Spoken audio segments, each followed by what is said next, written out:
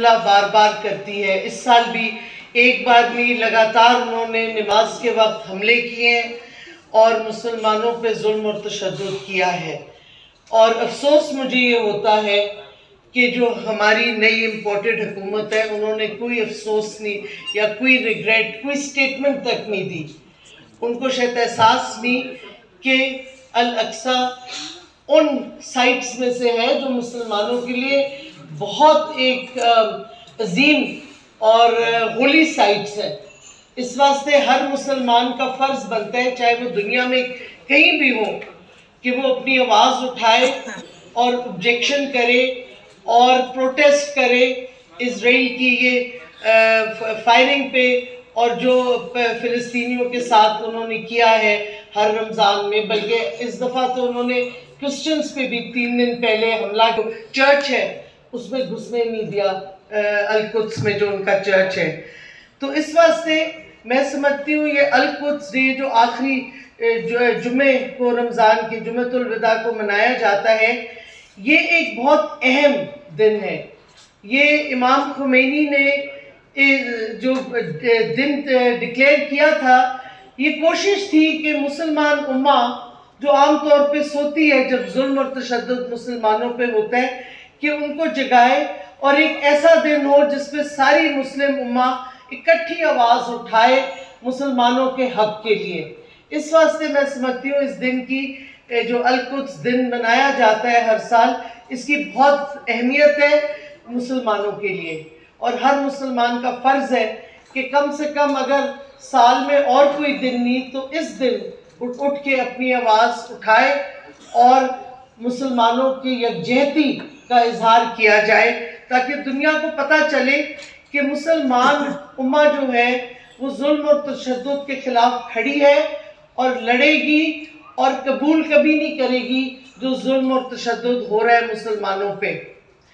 फिर भी अफसोस फिर ये होता है कि जब ये जुल्म और तशद्दुद होता जा रहा है मुसलमानों पे, जब गाज़ा में बमबारी होती है, जब पैलेस्टाइन के दिलों में डाला जाता है, तो सवाल उठता है कि मुसलमान ममालिक, मुसलमान बादशाह, मुसलमान लीडरशिप कैसे एक इल्लीगल एंटिटी जो है, जो इजराइल है, उसको कैसे रिकग्नाइज करती जा रही है।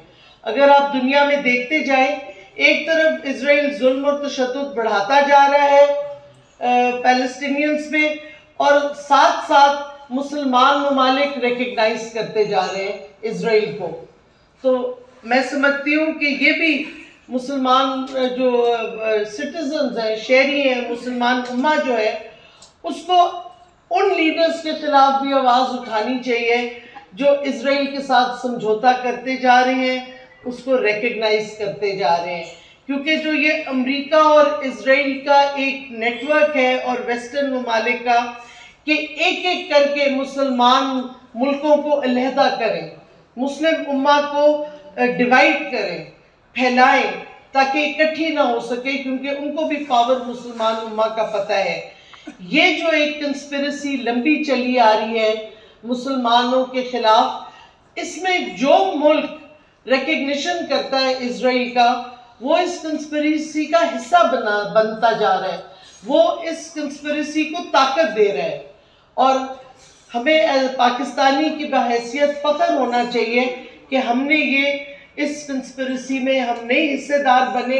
हम खड़े हुए हैं जिधर हम हमेशा खड़े थे, चाहे कोई हुकूमत आए, कि हम इजराइल को नहीं रिकग्नाइज करेंगे जब तक पैलेस्टाइन की रियासत नहीं होगी और जब तक पैलेस्टाइन को उनके हकूक़ नहीं मिलेंगे, जो कि गारंटीड है अक़वाम मुत्तहिदा में भी, और जो कि हर इंटरनेशनल ऑर्गेनाइजेशन में अगर आप देखें, ख़ास तौर पे इंसानी हकूक़ के जो ऑर्गेनाइजेशंस हैं, उसमें भी पैलेस्टीनियंस के हकूक़ की सपोर्ट मिली है। इंटरनेशनल कोर्ट ऑफ जस्टिस ने भी इजराइल ने जो दीवार बनाई थी, इसको इलीगल करार दिया गया। उन्होंने कहा ये वॉर क्राइम है जिनीवा प्रोटोकॉल्स के हवाले से। तो अब हम देख रहे हैं कि पहले बात होती थी कोई चंद ग्रुप्स में कि जी इजराइल अपार्थाइड कर रहा है। और आपको पता है पूरी बैनुल अक़वामी दुनिया में अपार्थाइड का अल्फाज एक गाली है।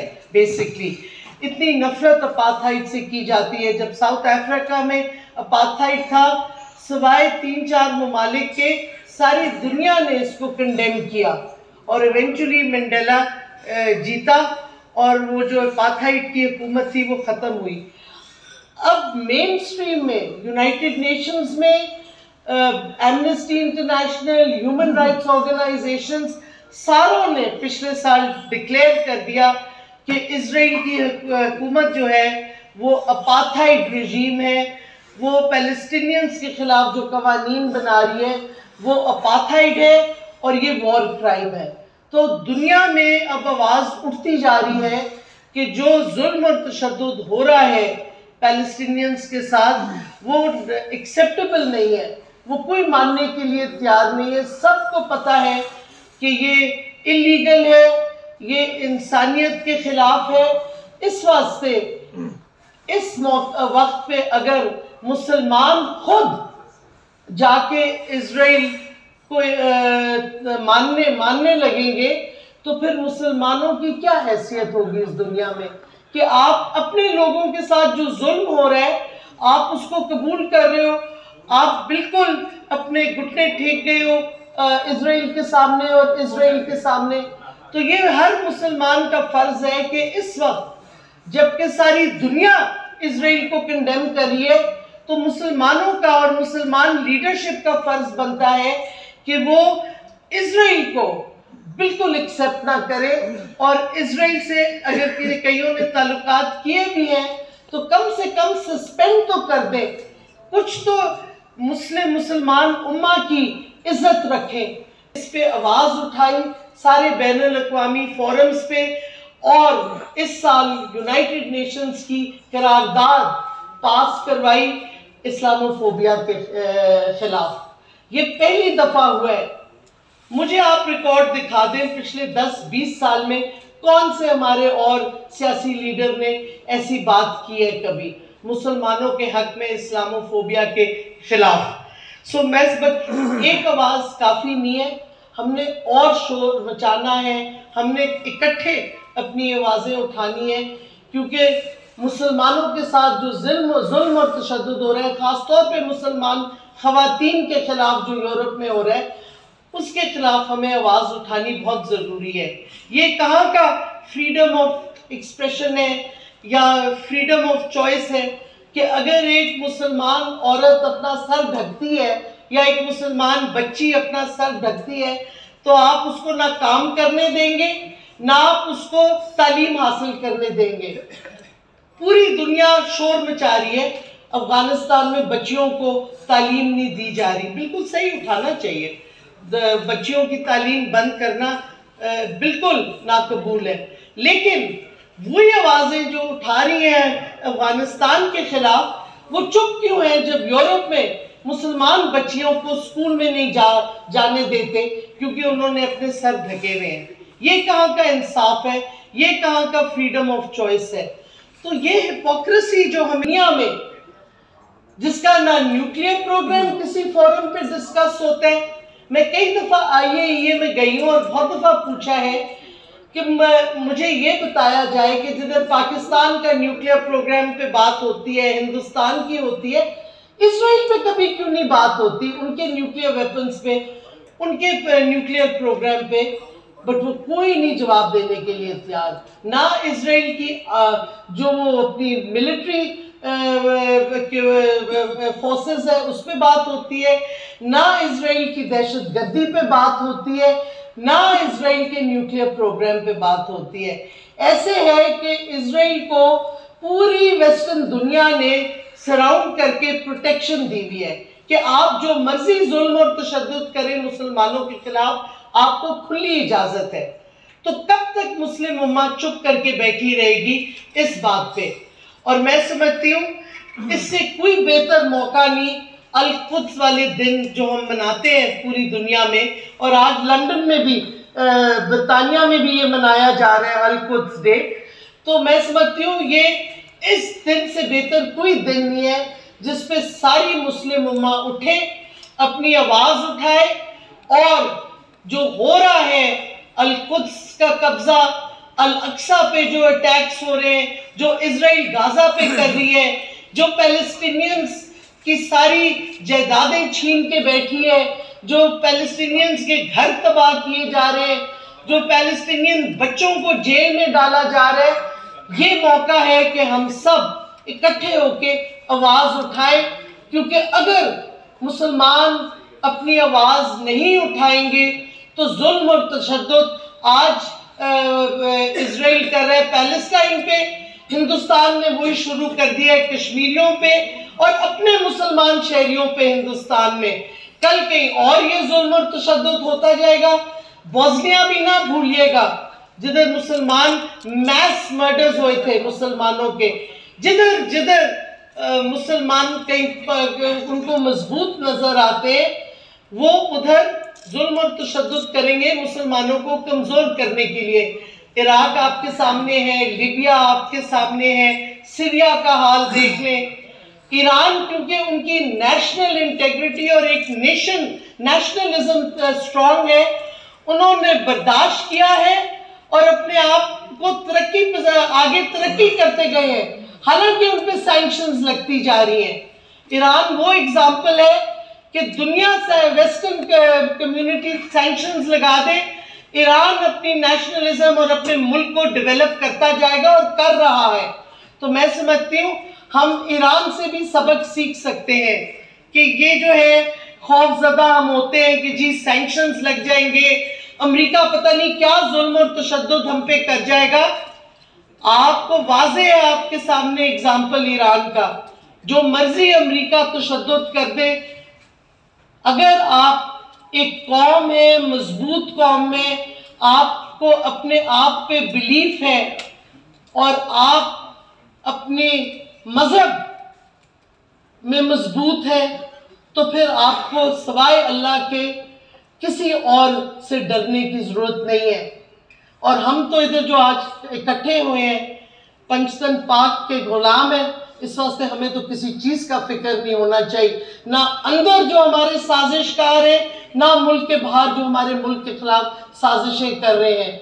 तो इंशाल्लाह मैं समझती हूँ कि अल कुद्स वाला दिन जो है वो हम सबको इकट्ठा करता है, और जब तक हमारी आवाज़ें उम्मा की उठती रहेंगी तो कोई दुनिया की ताकत नहीं है जो मुसलमानों को ख़त्म करेगी, और जो कोई ताकत नहीं है जो रोक सकती है पैलेस्टाइन को कि वो इवेंचुअली इजराइल हारेगा और सारा जो पैलेस्टाइन की उन्होंने कब्जा किया हुआ है वो आज़ाद होगा। ये होना ही है। इजराइल कितनी देर तक अमेरिका की ताकत पे, अमेरिका के कंधों पे अपना जोर चलाता रहेगा? ये तारीख दिखाती है कि ये कुछ अरसे तक कामयाबी होती है, लेकिन इवेंचुअली ऐसे लोगों को गिरने, ऐसे ममालिक ख़त्म हो जाते हैं। तो मैं समझती हूँ बहुत बहुत शुक्रिया आपका, और इंशाल्लाह हमें अपने आप को ताकतवर समझना चाहिए। हमें कभी किसी बैरूनी ताकत से घबराना नहीं चाहिए। हमारा ईमान अगर मजबूत है तो इंशाल्लाह जो हम चाहते हैं वो हम कर सकते हैं। बहुत बहुत शुक्रिया।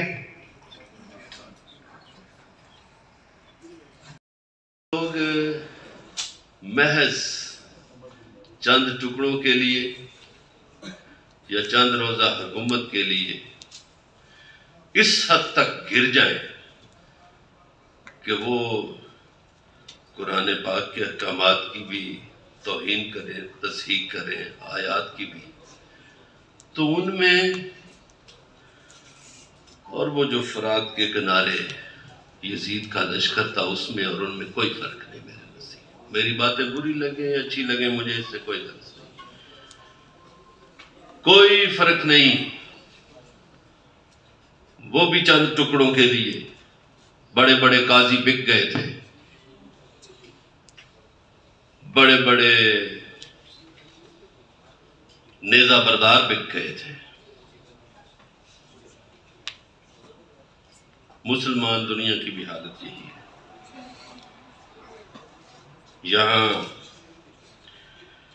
अगर इन मुसलमान मुल्कों में साजिशी किरदार ना मिलते तो गुलामी का ये आलम होता जो पिछले 2-4 सदियों से हालत जार बनी हुई है मुसलमानों की। छोटा सा इसराइल है, मुसीबत डाली हुई है।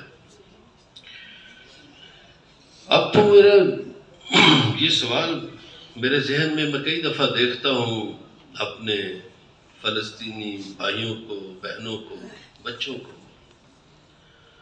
तो कई दफ़ा ये सवाल उठता है जहन में कि ये मुसलमान हुक्मरान मुसलमान है भी या नहीं।